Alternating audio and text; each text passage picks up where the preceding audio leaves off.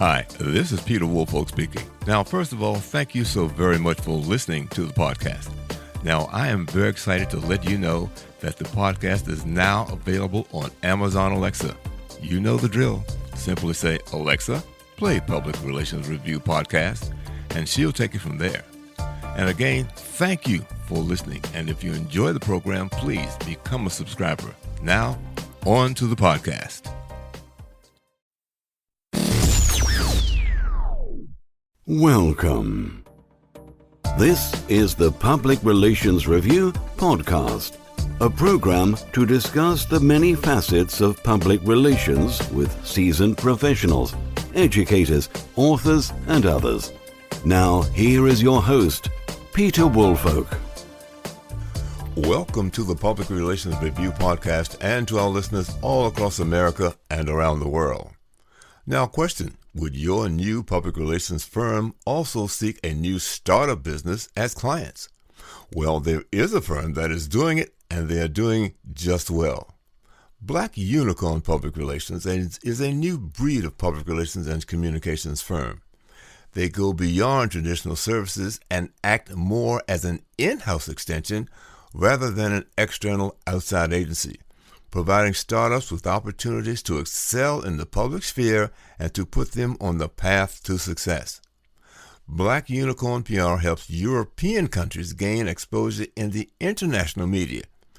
They have offices both in London and in Lithuania.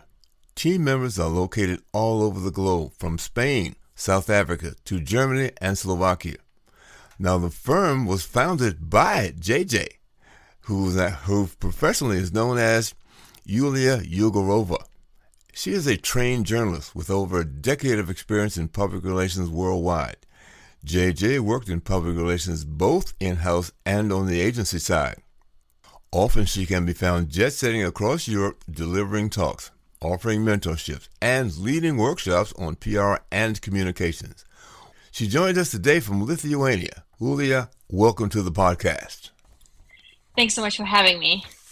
Well, as I mentioned in the opening, you decided to focus on startup companies, and I guess my curiosity is, why would you as a startup company begin to focus on startup companies as clients?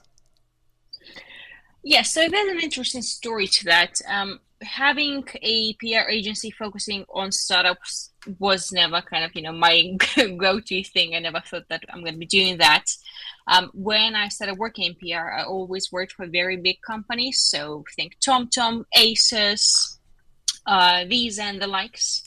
And over time, I've realized that when working in a huge company, doing PR, what you essentially are doing is more on an execution side of things, I guess. Of course, there's a lot of strategy involved, but if you're calling up a journalist and saying, hi, I'm calling from TomTom, we have these news, people would be, of course, interested and they will want to have a conversation with you. But the problem I saw was that the narrative is already there and there's not that much that you can help and shape, right? Because it's an established business. So in 2014, 2015, a lot of startups started popping up in London. Everyone wanted to be the next Elon Musk, the next Steve Jobs, and they thought that the idea is going to be worth $1 billion. So I started working in a startup that was related to sustainability, and I've realized when you work as a PR in a small startup, you have to do absolutely everything, right? So you do loads of different things. And when you try to reach out to a journalist, let's say in the Times or BBC or New York Times, TechCrunch, whatnot, you're pretty much a no-name to them. So there was a lot of strategic movement involved in that sense. And over time, we've realized that we have something unique to offer to startups because there were so many of them. And Black Unicorn PR has been going strong for 4.5 years now. Mm-hmm. Now, you say when you were calling some of the majors, and the name of the company might not have made much difference. Did you find that what you had to offer, what those companies were doing that was special and new, did that begin to make the change for you? Yeah, to a degree. I mean, you have to make sure that your company stands out and it is unique because let's face it, there's so many startups nowadays within different sectors. There's just so much VC money that's flowing around. So you must make sure that you stand out somehow. But would you see actually working with a lot of startups, you have to be extremely truthful and very upfront as to what you do, and you actually have to believe the mission because there are some entrepreneurs out there, that they think that this is a very fancy life and, they're going to be on the cover of Forbes and invited absolutely everywhere simply because they want the lifestyle. But being an entrepreneur, leading a startup, trying to disrupt the industry, I don't know, whether it's insurtech or automotive, something that is already kind of well ingrained and well established, and you here trying to give something new is very difficult. So when working with our clients, we try to make sure that we have something unique to offer. But then I guess one of the reasons why some of the startups from Europe work with us is simply because we do not operate as a big agency, right? So let's say Edelman probably would not work with some of our clients, and it would not be just because of the budget restrictions, but also because Edelman and the likes work with like very big companies, right? So they have a very different process. And in order to deliver good PR results to startups and to startup founders, you as a PR professional need to actually think as a startup. Okay. Well, let's talk then about some of the more exciting startups that you're working with. What is it that they're doing? Why would does it interest? How did you get them the exposure you did with some of the selected clients that you have? Yeah, so we work, as you mentioned, with loads of startups from Europe and the UK, and simply because I'm from Lithuania, we've decided to focus quite a bit on the CEE region, simply because there's just so much talent out here, but it seems that the marketing PR side of things might be a little bit limited to a degree. So our clients are predominantly within the B2B sector, so we do not touch the consumer side of things at all.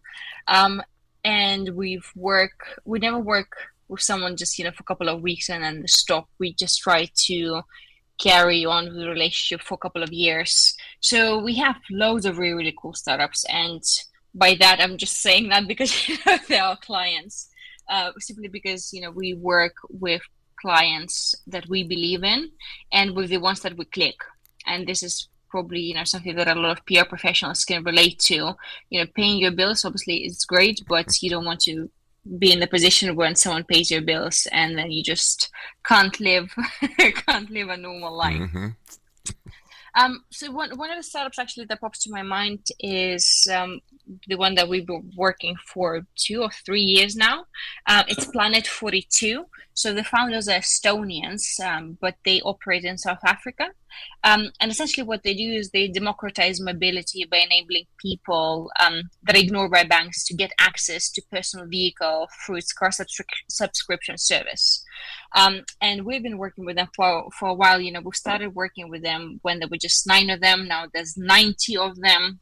And we've managed to get some very interesting results, be it in the European media or in South African media, anything from Quartz and Africa Inc. to VentureBeat and TechCrunch and Thomson Reuters, kind of taking this human aspect, because when you and I think about access to mobility, access to cars, it's kind of a no-brainer, right? Yeah, right. You can either get a lease or, there's a lot of car sharing in Europe, so it's a very easy way for us to get from A to B. Whilst in South Africa, it's a very different story, and those the kind of unbanked or underbanked, they're having loads of problems. And Plan 42 came there and actually doing a really, really good job. And we have some wonderful case studies seeing the actual impact that they have on people's lives in South Africa, which is extremely inspiring. So how does Planet 42 actually work? How do they get people to have access to these vehicles? So it's like a subscription model, subscription basis. So instead of, just having when you need to lease a car, you have to go to a bank, whatnot. So Plan 42 is kind of cutting through the medium and then helping out quite a bit. I'm pretty certain, those who want to find out more about what they're doing, they can go on their website or our website and just to find out a little bit more about them. But they're really, really, fascinating. I'm pretty certain at some point they will become a unicorn. Okay. What's another one that you've had some exciting times getting up and helping to get up and running? Startup Wise Guys, they're quite popular and well known in Europe. So they're kind of the most experienced startup accelerator when it comes to early stage investment funds. I think they've invested in over 300 startups and they had 11 exits. And we've worked with them also for a couple of years now, and we just try, it's quite interesting one because they foster the relationship with early stage founders and help them to grow. So as an accelerator fund, of course, getting into the news might be a little bit trickier, but we've managed to do quite a bit with them too. So, whether it was the fund that they've announced or some of the exits that they had, and they've been around now for exactly 10 years. Mm-hmm. So that is pretty exciting. And they operate throughout Europe. They have a variety of programs, and I have an honor to actually be one of their mentors. So, chatting with startups that are just as, let's say, ideation stage or MVP, and then seeing them grow into something bigger is admirable. Mm-hmm. So you get involved with them once they actually have some funding themselves and they're actually operating. Is that when you begin to come in and they have some product or service to offer? Correct. Yeah. I mean, when there is just an ideation stage, of course, it's great and it's wonderful, but the only thing we can do is, I guess, guide them a little bit. And let's face it, when you have an idea, probably PR is not exactly what you would like to invest in. Mm-hmm. We always say that before doing any sort of PR activities, regardless the country you're in, you need to make sure that you know exactly the market, that, you're trying to disrupt, revolutionize, let's say, and you have some sort of validation right away. So when it comes to the clients that we work with, the first times that they come to us is to announce the funding round. So that's kind of, the first gateway to try and get into the media. And then we can decide, whether they actually need us, let's say on a reoccurring monthly basis, or, money is better spent, let's say, into marketing activities. Mm-hmm.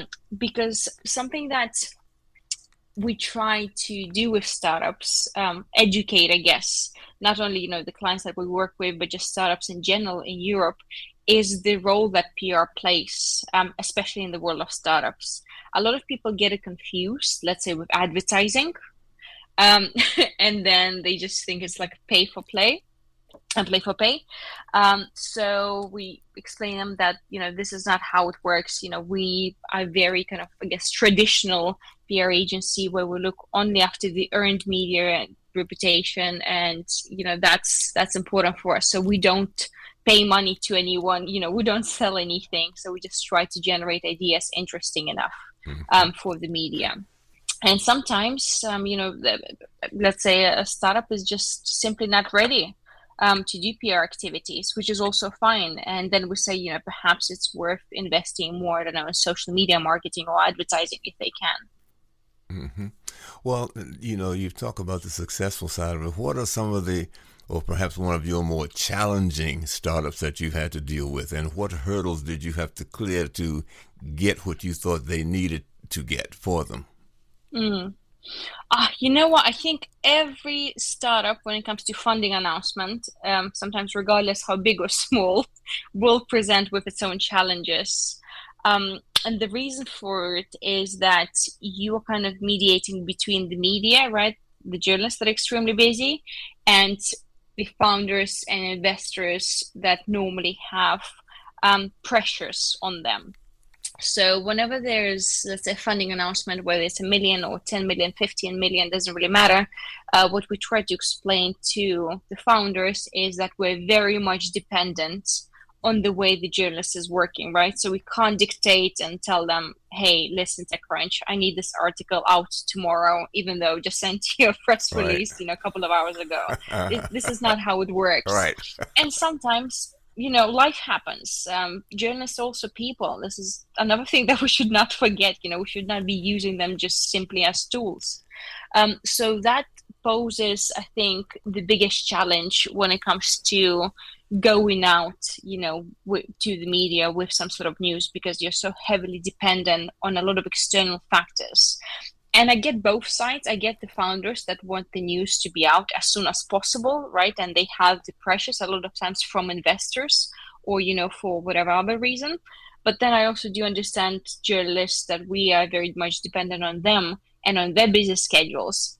So this is it's extremely challenging and always very stressful trying to find this golden medium between two.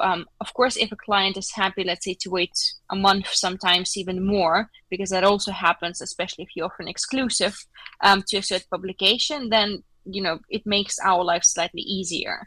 But then if you have to juggle, pressuring the client to wait and pressuring someone from the media, to release the news, it's quite challenging. But in the very end, it does work out regardless. Might cost us, a couple of nerve cells, but it does work out.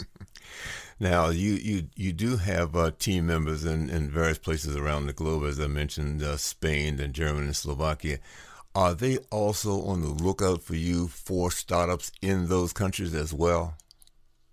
So I guess this whole business development question is quite interesting, because we do have clients from Germany, we have clients from Lithuania, from Switzerland, from South Africa, as I've mentioned, from Estonia, from all over the place.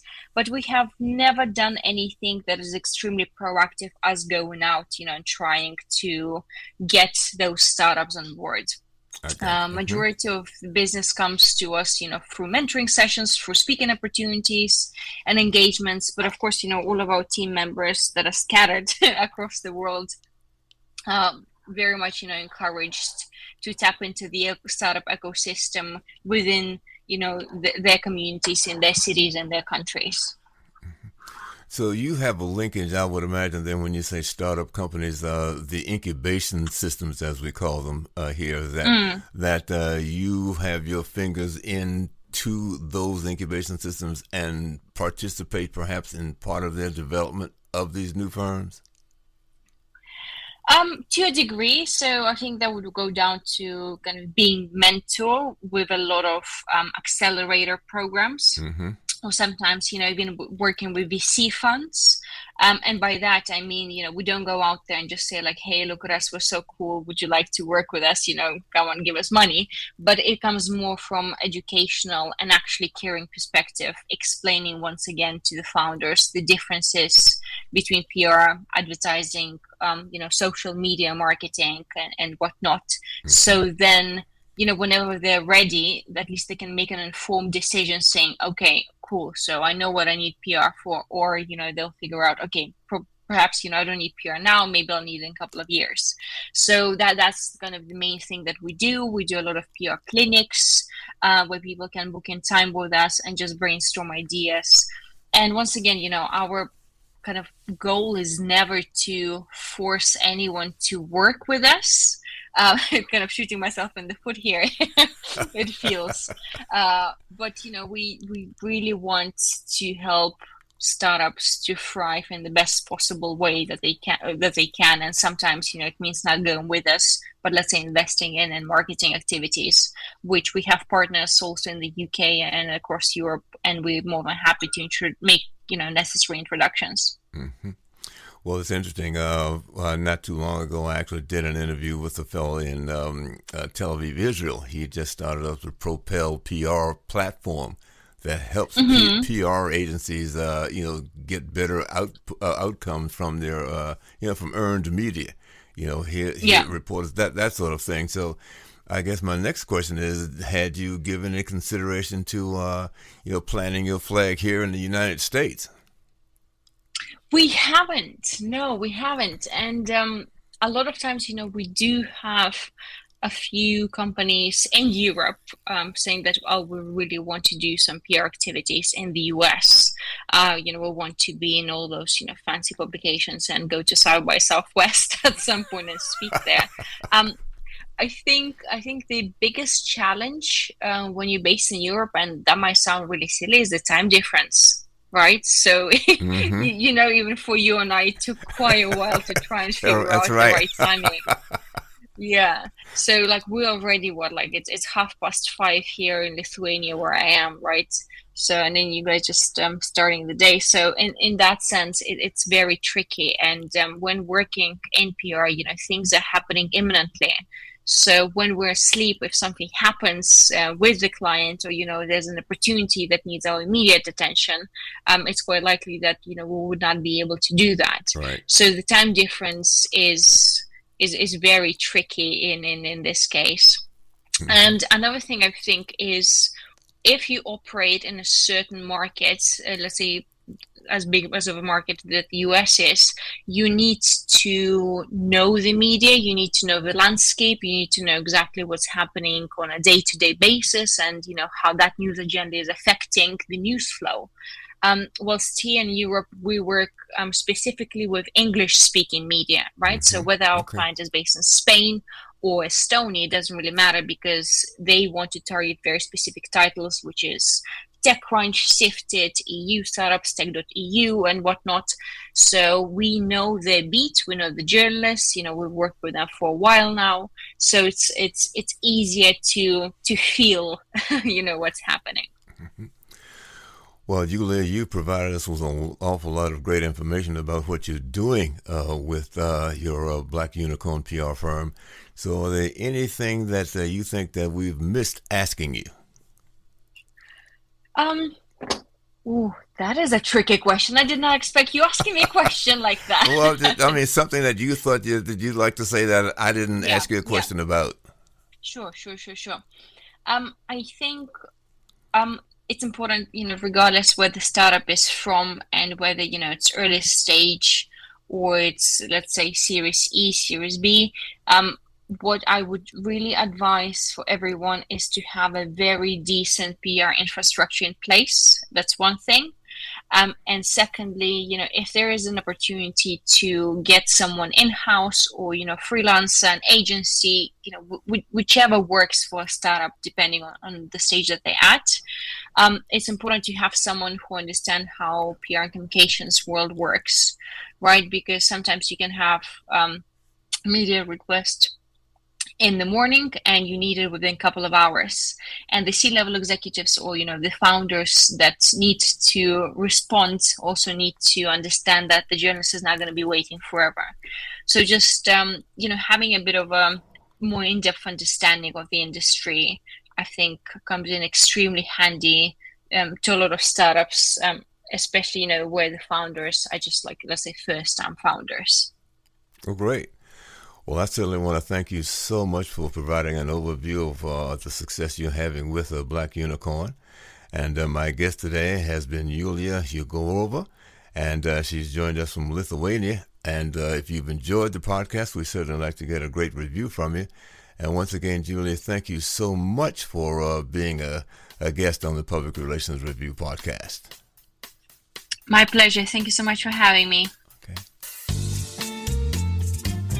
This podcast is produced by Communication Strategies, an award-winning public relations and public affairs firm headquartered in Nashville, Tennessee.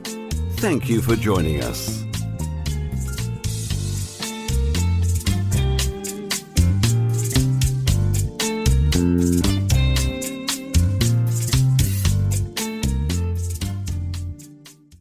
Hello, this is Peter Woolfolk. First, let me say thank you so much for being a listener. Now, I want to alert you to our shiny new podcast website located at podpage.com. However, you can go directly to the podcast site located at publicrelationsreviewpodcast.com. There, you can contact me through email. You can leave a voice message. You can leave a review. You can read an episode blog and frequently learn about the podcast guests. You might also want to suggest podcast topic ideas or even suggest a guest. You can also let me know if you would like to receive our podcast listener logo that you can post on your social media. So I look forward to hearing from you about our new podcast website. Thank you so much for listening to the Public Relations Review podcast, and have a great day.